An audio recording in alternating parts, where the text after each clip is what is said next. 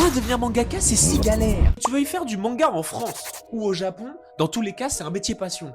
Et un peu de souffrance, on va pas se mentir aussi. Entre le manga en France et le manga au Japon, c'est pas tout à fait les mêmes choses qui vont te toucher. En France, quand t'es édité, on te file souvent une avance sur droit. Et cette avance, tu dois la rembourser avant de toucher quoi que ce soit sur ton histoire. Donc si tu prends une grosse avance, tu dois vendre énormément pour pouvoir toucher quoi que ce soit. Et si t'en prends une trop petite, tu risques de pas tenir le rythme financièrement. Et c'est pas moi qui le dis, c'est Renaud Le Maire. C'est un vrai dilemme. Et même après ça, faut charbonner. Réseau, promo, convention, c'est toi qui gères Ah tout. ouais, tout T'as ça. vraiment tout intérêt à gérer toi-même ta propagande si tu veux vraiment tenir un peu plus de 3 ou 4 tomes.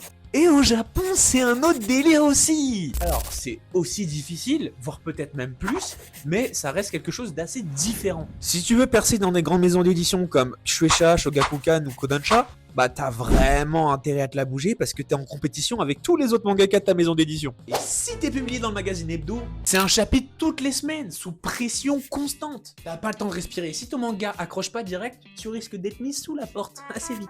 En vrai de vrai, il y a peu d'auteurs qui vont tenir le rythme là-bas. En tout cas, sur la durée. Tu peux rester un moment, mais déjà à partir du moment où quand t'as réussi à tenir un an, on t'offre un trophée, c'est que Ah ouais, le niveau c'est chaud. est assez compliqué.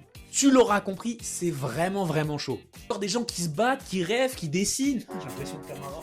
Chaque jour pour avoir sa petite chance de réussir. Et au final, c'est un métier très dur, mais un peu comme tous les métiers de rêve. C'est un chemin que seuls les passionnés peuvent emprunter jusqu'au bout. Et si t'es prêt à avancer malgré tout ça, à encaisser les refus, les critiques, les nuits blanches, alors peut-être que toi, tu rejoindras un jour ce qu'on appelle les élus.